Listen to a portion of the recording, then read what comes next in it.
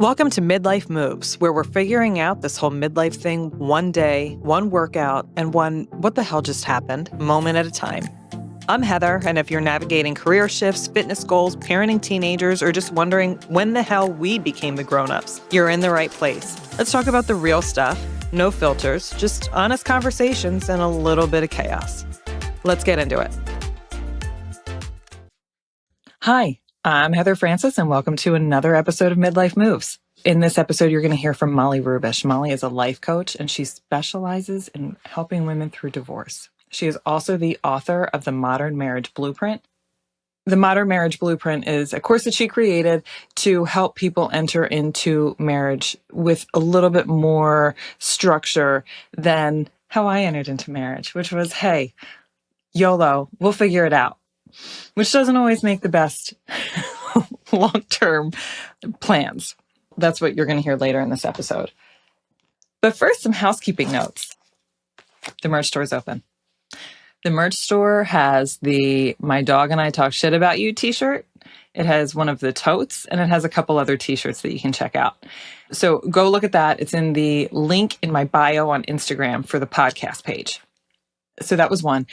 The next episode we have is Wellness versus Aesthetics. I'm going to talk to Sean Fantuzzi again, who is one of my coaches, and we're just going to talk about the difference between, fitness with the goal of looking different versus the fitness with the goal of feeling different, what that looks like. And, you're going to hear more of my story, of course, because you're going to hear a little bit of his story, and that's a fun episode. The one after that, I think that brings us to like mid-September.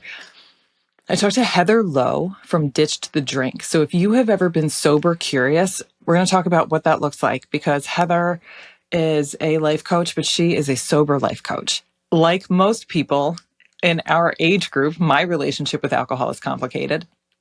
So if this is something that you've ever thought about, check that one out.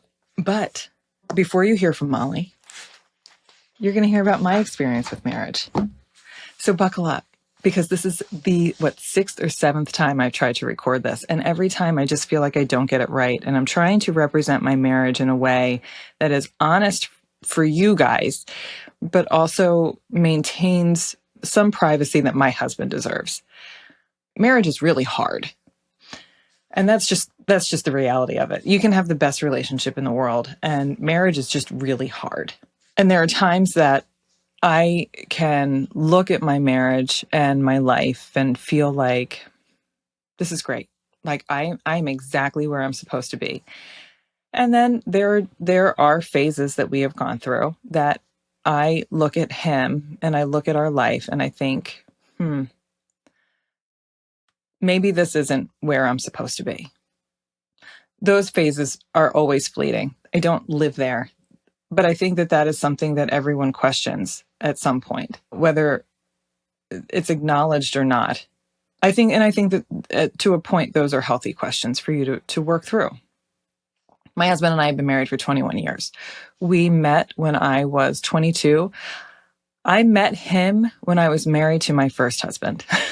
You guys don't know that about me. Obviously, I had Amber when I was 19. I was very, very young when I had Amber. Obviously, the next step to me was like, all right, well, I'm screwing this kid up by having her when I'm a teenager. I should marry her dad. And let me tell you what screws a kid up more than having them when you're a teenager. It's entering into a really unhealthy marriage with the other parent just to be married. And that's exactly what I did. And that marriage obviously did not last long. I was 22 by the time I was out of it. I met Michael while I went to my ex-husband's job site. I, was looking for him, and Michael was the one. He was like, can I help you? And I, said, is this guy here? And Michael was like, well, no. Soon after that, my divorce started, separation happened, and I kept running into Michael. I remember that there was a night that I walked into a bar. We both went to the same, frequented the same bar. And I walked in and I remember looking at him and just thinking, that's where I'm supposed to be. He's where I'm supposed to be. Like, that's home. And it was just like a fleeting moment, but I knew that was, he was supposed to be part of my journey. And then it just so happened that night I was there with my best friend and her sisters. And one of her sisters was like, He's very cute. I'm going to take him home. And I was like, the hell you are. So began my relationship with Michael. And, here we are 22 years later. We've had 3 children of our own. He's taken on Amber. Amber calls him dad. Like that is, like he's the best stepdad in that he doesn't call himself a stepdad. He's her dad. And that is the relationship that they have that works for our situation. So those first probably 20 years was really good. And I thought that I was really happy. And, we built this marriage and this relationship on survival. We were in the thick of raising kids. We were in the thick of figuring out finances and careers and life. And then I had the stroke. So we were, in just dealing with all of the necessary things that we had to deal with just to get through the day. Right. The end goal at the end of the day was like making sure, was everyone fed? Was everyone taken care of? Was everyone happy? That was my goal anyway, did everyone in this house feel seen, heard, fulfilled, fed, right? And I did really good at that. I made sure my husband felt supported in his hobbies. I made sure the kids, were involved in everything they wanted to be involved with, and they felt good about them. I took on that role as, the default parent, obviously. And then there was a point, around the time I've shared with you guys, this midlife crisis. I don't know if it was a midlife crisis as much as it was just like an awakening. And I realized that in building the life that we built and in building the marriage that we built, I put all of my focus on everyone else and did not allow myself the same attention. I was focused on everyone else's happiness and not at all on mine. I got lost in it. I got lost in motherhood and being a wife and just survival.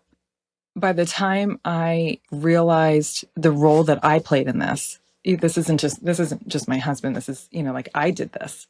I started to feel very resentful because he had been able to maintain autonomy and he had been able to keep his hobbies and, he was into ultra marathons and we followed him around for years, supporting him in his training and in his races. And, it was me and 4 little kids that I would cart around and stay at these places for 12 hours, to make sure that he felt supported.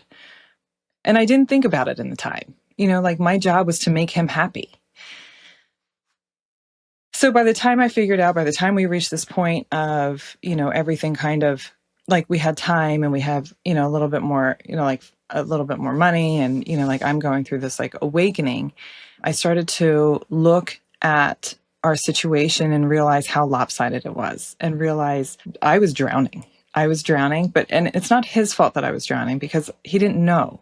It's like the analogy of the frog in boiling water, right? The frog doesn't know that it's in boiling water until it's too late. That's how I was. The water was boiling and boiling and boiling, but I didn't feel it until it was too late. And then everything kind of came crashing down. So then I found myself in a space that was pretty dark, honestly. There was a moment that he looked at me and he said, I'm nervous that I'm going to wake up one day and you're going to be gone. And I just didn't know what to say at that point because that could have been true. I had enough. It was 20 years of, bending to make other people happy and to make him happy. And I didn't ask for what I needed, so he didn't know. And by now the structure was built, right? This huge structure was crooked, but it was built, and it's hard to adjust from that, because now we're in this weird space where I'm not the same person I was 2 years ago. I have this podcast, I'm sharing my fitness stuff. I am growing as a person in a way that I hadn't allowed myself to do. I allowed myself to stay, and there was a brain injury involved. So it's not like there was just free reign to do whatever. We've spent the last 2 years rebuilding and getting to know each other newly. More him getting to know me. I know who he is. And that has been interesting. It's been a journey. I asked him at one point, very recently, is there anything that like is frustrating to you about like this now? And he's like, I wish that you would not post so many pictures of you in a bikini. But, like other than that, it's fine. Because if you're not on my fitness page, you don't know the things that I post. And there's a lot of pictures of me in a bikini, but I think that there's like 550 women that follow me, or people that follow me on that. There's like 30 men. So it's primarily just, this is who I am, and I feel good in it, and I want everybody else to find a way to feel good in their bodies too.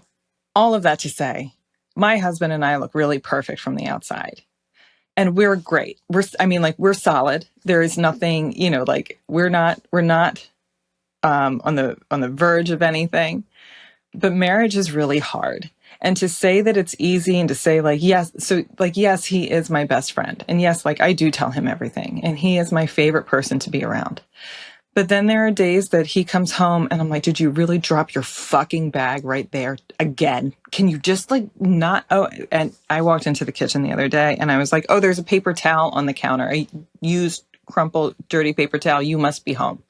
You're going to have those moments. And then you're going to have the moments like this morning when I was in the kitchen at 4:00 in the morning, panic cleaning because Pepper goes to school today. And I just started sobbing and he was there holding me. So marriage is not easy, and it's not always bad. There are a lot of really good moments in it. I didn't want to get on here and paint a picture one way or the other. My marriage is it fucking sucks to be married and I hate my husband, because that's not true.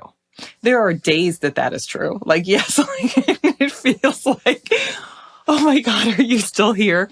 But he and I spend a lot of time together. We work together. We obviously live together. We work out together. We're always together. So there are moments that just feel never ending. But then there are moments that I wouldn't trade for anything. And I'm so glad that I'm living this life with him. And I'm so glad that he is my best friend. It's not linear. There's nothing, it's kind of like everything in life. It's not a straight path, because we as people change. Our relationships are going to change as we change. Sometimes good and sometimes bad. I will tell you, leading up to this conversation with Molly, as I mentioned, I was married before, and I obviously got divorced. And that was a very clear knowing. I remember the day that I left that marriage. This is just for anybody who's sitting in a situation that they, are questioning. What's the difference between a marriage being hard and a marriage being over? And since I have lived through both of them, I can tell you a marriage being hard is I still can't imagine my life without Michael in it. So even on our worst days, even on the days that we just can't tolerate each other, I still can't imagine my life without him in it. In my first marriage, I woke up one morning and I just thought, I cannot live another day like this. I will suffocate if I live another day like this. And that was the day I left. I didn't even wait. I called my mom. I was 21. It was stupid. I was ridiculous. I was a ridiculous teenager. I called my mom and I said, I can't do this another day. And she said, you're coming home. So that's what I did. I grabbed Amber and we went home. But that also is a testament to my relationship with my mom. Just support, just life support. So guys, be there for your kids, because sometimes they're always going to need you. I'm 45 and I still need my mom. Okay. That's it. That is my spiel on marriage. I have thought about talking to Michael and talking through the evolution of our marriage, so you guys can hear, because some of you got married very young too, and some of you probably were smart and waited until later in life, which I always tell my kids, don't do it when you're in your early 20s. Don't just live your life. Figure out who you are first, because that was the one thing that I regret not doing. Now, Molly is smart. She is fantastic to listen to, and she's honest, and her story is something that I think a lot of us can relate to. I hope you enjoy this interview with her. If you have any questions for her, I'm going to put all of her, how you can contact her in the show notes, and she'll be all over Instagram with me, I'm sure. And I hope you enjoy it as much as I enjoy talking to her. I'll talk to you guys soon. Okay, I am here today with Molly Rubesh. Molly, thank you so much for joining me today. I'm so honored to be here. Thanks for having me. You are a life coach, a writer, and the creator of the Modern Marriage Blueprint. Well, I guess first, tell me a little bit about that. You want to tell everybody a little bit about yourself and the things that they should know? Sure. So I was in sales for 20 years and followed the traditional path, went to college, got married, had kids, and then I found myself in corporate America in a high pressure job, in a marriage that was crumbling and falling apart. And I ended up getting a divorce, and we can dive into that. But once that happened, I started realizing, what do I really want for my life and how do I want to show up in this world? And so I got a divorce. I ended up meeting a new partner, got remarried, left corporate America, and started writing and becoming a life coach and just creating a life that I love instead of a traditional path. And that's fantastic. So your original plan was obviously very different. There are parallels between, I think, what you and I are experiencing, what you experienced, what I'm experiencing now, and what a lot of women in this phase of life are also experiencing. So when you started to have that wake up call, when you started to realize this is not, what was the catalyst for that? Was it the divorce? Was it just everything kind of coming to a head? It was, yeah, everything coming to a head. There was no one big event. But when I realized I was in an unhappy marriage and I was so trapped, I felt so trapped. I felt like I couldn't be who I wanted to be. I wasn't happy. I was just struggling. I didn't even feel like I was a good mom at that point because I was just numb. Climbing the corporate ladder, checking all the boxes, kind of just that, wait a minute, I've arrived. Yeah. What now? Yeah. What now? Yeah. And it allowed me to start questioning, what do I really want? Yeah. Making that transition from that life that was kind of expected of you into this life that you love, right? You had to let go of a lot of identities that you had built about yourself over the years. What was some of that you had to let go of or rebuild in order to move forward? I was so afraid of what people were going to say about me. I was so worried to be a divorced woman and take off my ring and tell the church and the school and our neighbors that I was a divorced woman. I didn't know how I was going to still be a successful sales leader as a single mom. So I was so worried about what everybody would say that I think I stayed way longer than I should have. And I think that that's the case with so many people. Everybody's with everything that we do, every big change. It's what are these people? What is everybody going to think? Yeah. And at the end of the day, it really doesn't matter. But getting into that headspace is brutal. So you're very open about your divorce and the rebuilding that followed. Can you talk about what that season of life taught you? It really taught me about how we can all still be happy, even if you don't have this very traditional path. And sometimes it's like a big trick that we're told that if you buy the house or build the house or get the new car or get married or have kids, then you're going to be happy. And that happiness is a destination. And then you get there and you have all of these things and you're like, wait, I'm not happy. And so it really has been an uncovering of, some days are hard. Life isn't perfect. Some chapters are harder than others. And yet we still are co-creators in our lives, and you have to show up and make the choices for what you want to do versus what other people think you should do. Well, if that's not the overarching theme right? Of like, like all of this, just showing up for yourself. What surprised you most during that transition? What surprised you most, one, about yourself?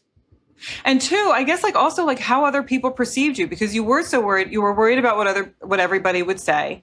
So what surprised you in terms of yourself, and what surprised you in terms of other people's reactions? Or did they not surprise you? Was it kind of like exactly how you anticipated it would be?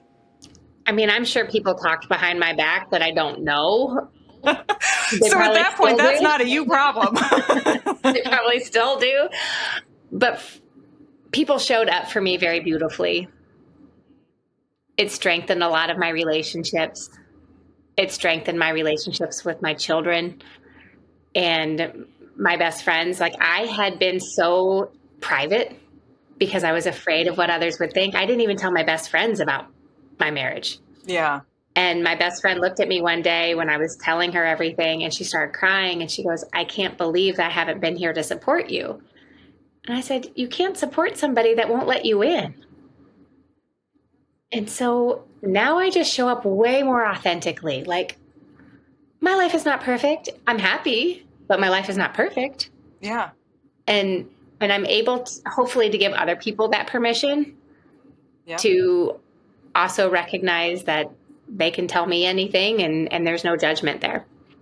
Well, and I think as we share our stories, and as we like, obviously there's a fine line between, like sharing your truth and sharing, like, especially to the people closest to us, because, like, rather than just saying everything's good, but actually like sharing, like, I'm struggling, this season of my relationship is hard. Mm-hmm.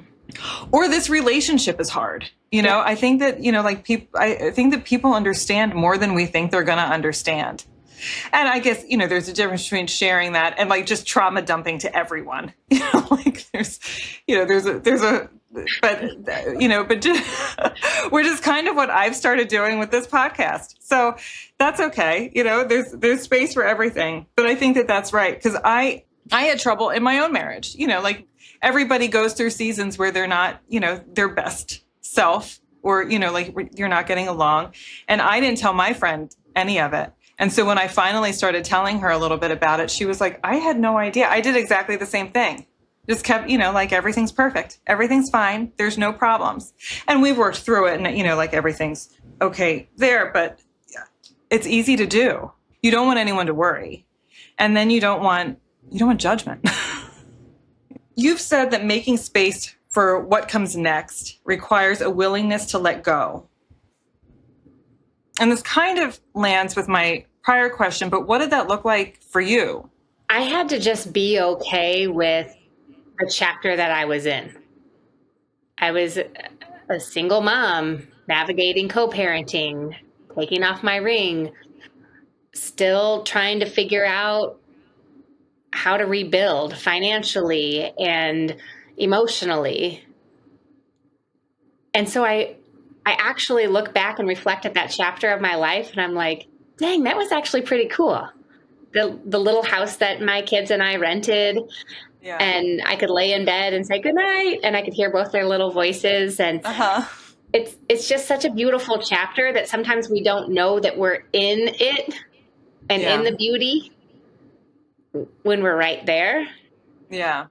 And just recognizing, like, there's so much beauty in the mundane, in the growth. I coach so many women that are going through divorce, and I continue to say to them, like, this is hard and you're going to be okay. You are. It's like, you're going to be fine. And so are the kids. Mm-hmm. Yes, they're going to be sad.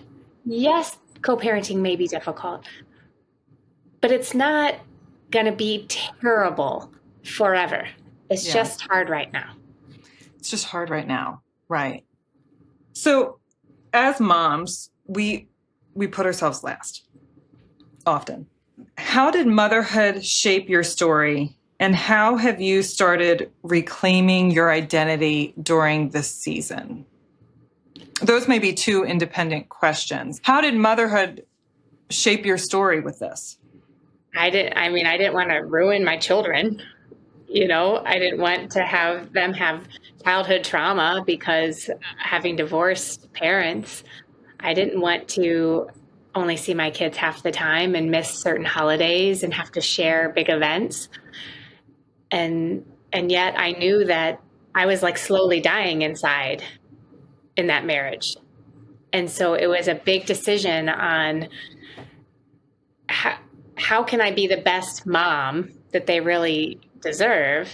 And that really was building a life that I love, where I'm happy, where I'm more authentically me, where my nervous system resets and we can create a lot of fun in our home and silliness in our home and get to just be. And so I chose that over the structure and how many nights they slept in my home. Yeah. Happiness. What advice would you give to other women who are feeling lost during the caregiving years and are resistant to making changes because that is the phase of life they're in?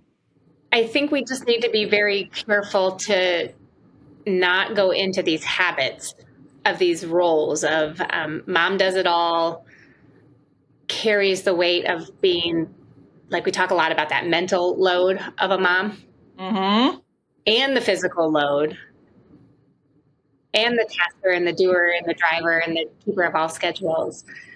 And so it's really important that we also keep our own identity in there, because if the marriage is struggling or when the kids grow up, because they will, and they move out, we aren't left there going, who am I?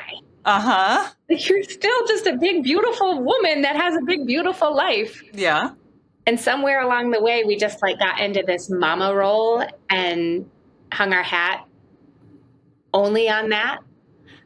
And then it causes so much pain and suffering. But essentially, we did it to ourselves. Oh, 100%. 100%. Yeah. No, we absolutely do it to ourselves. We absolutely do it to ourselves. Mm-hmm.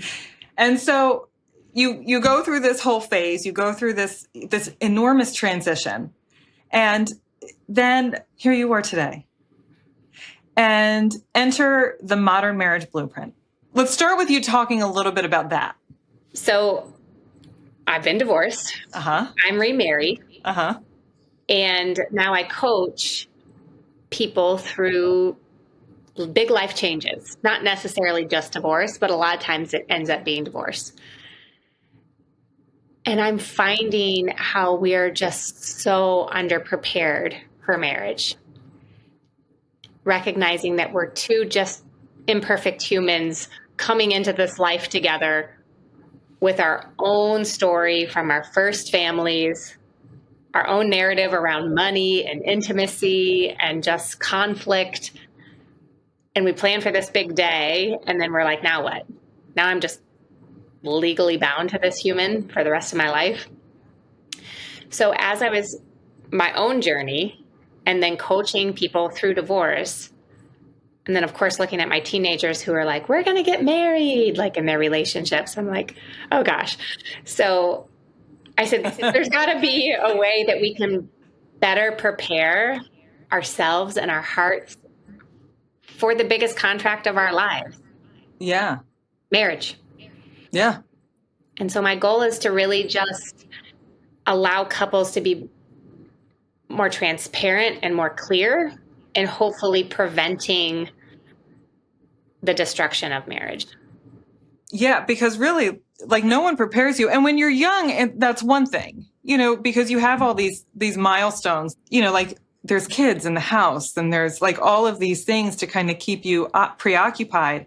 But then there's also like the money aspect. How many people go in and they're not aligned on financial stuff. And honestly, sometimes I think that a lot of times when we're young, we don't even understand what that means. Right. So a lot of that isn't figured out until later. But now, like where my husband and I are in our season of marriage, I was telling you when we jumped on the call, we have 4 children. 3 of them are going to be out of the house. We're going to be down to 1 for the first time in 21 years. So, that's the time where it's like, oh, it's you I'm stuck with. Yeah, I think that's fascinating. I think that's great. I was on your website this morning and I was looking a little bit of the training that you have had and some of the holistic training Can you tell me a little bit about the training that you went through when you transitioned to being a life coach? Because that's fascinating to me. So I'm actually certified as a life coach through Elementum Coaching Institute. So I went through a 9-month process, took all the classes, passed all the tests, and got certified. But in addition to that, I have been very interested in all my own healing from a spiritual perspective.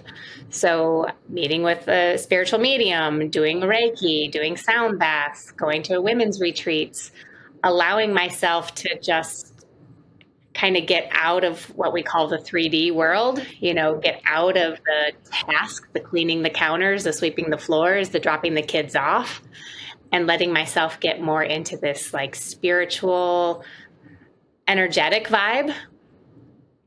And I think when you combine both and you're like, whoa, I'm this soul that has come here to have this very human experience. I'm more than just a human and a mom and a person that curled my hair this morning. I'm like this energetic ball bursting to have so much fun and love. It's the synergy is where I think the magic happens. Because I was looking through that. I love that's my jam. Like I love energy work, and I like, and you lift heavy weights. So like all the things that light me up were on your website. I got really excited about that. So I did want to ask about that. What else is lighting you up right now? Where do you feel like you're being called next?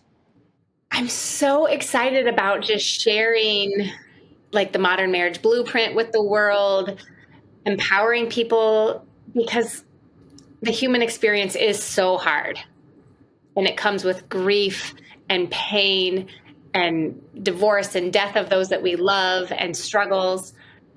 But it also is so beautiful and so fun and magnetic and energetic.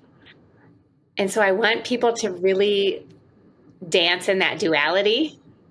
Like, okay, marriage is going to be hard, and I'm going to be prepared for it. Grief is really hard when we lose somebody we love, but I'm going to also honor their life and live in that beauty of how they lived and thrived, and just kind of having people not feel so stuck in the humanness of how hard life can be sometimes. I like the phrasing of that. If someone is standing where you once stood, they're uncertain, they're unraveling, they know that they need to rebuild, what would you say to her right now? I mean, really, you do have the power to do it. And I believe that you have the answer for what you need to do. Like, we have a lot of times people are like, I'm not sure. Yes, you do. You know. It's that nagging deep. It's not here. It's actually in your soul. It's deeper. And so if you get really quiet and you get really in touch with it, you have the answers for what you want to do and where you want to go in this life. Yeah, you just need to listen to her. Yeah. Molly, I'm really, really glad that we got a chance to talk today. Yeah. Can you please tell everyone if they want to get in contact with you, or if they want to see your website or follow you on Instagram, how can people get in touch with you? So my website is my name. It's www.mollyrubesh.com. And then that's also where you can find access on how to contact me, or the link for the Modern Marriage Blueprint, or you can find me on Instagram at Molly_Rubesh, and we can connect there. Thank you so much for talking to me today. This was excellent. Yeah, I loved it. Thank you for having me.